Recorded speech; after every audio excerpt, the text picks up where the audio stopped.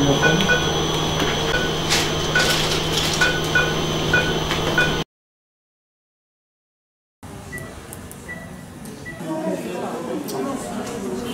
orada neyin tanımlı olduğu için senin otomatik...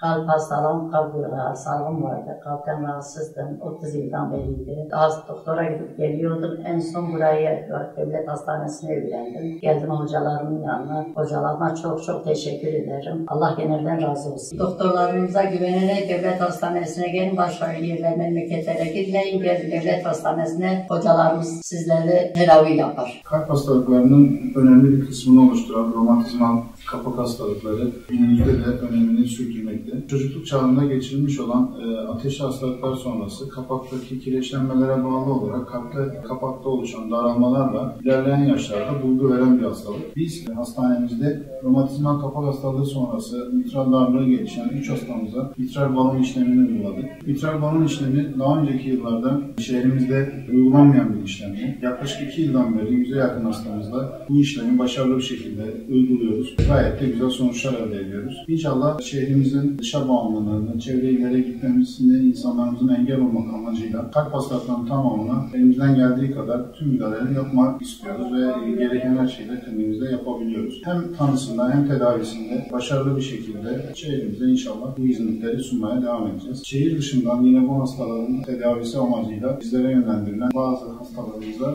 yakın zamanda da bu işlemleri başarılı bir şekilde uyguladık. Gayet de güzel sonuçlar elde ettik. Söylediğimiz gibi daha önceki yıllarda bu hastalıkların tedavisi için insanlar maalesef şehir dışına gitmek zorunda kalıyorlardı. Bu da hem ciddi bir maddi manevi sıkıntılara sebebiyet verebiliyordu ama artık hastanemizde Mehmet Akif İnan Eğitim Araştırma Hastanesi'nde rahat bir şekilde bu tarz özellikle kompleks işlemleri çok kolayca uygulayabiliyoruz. Halkımızın da bunu rahat bilmesini istiyoruz. Bu işlemler artık şehrimizde kolayca gerçekleştirilebiliyor.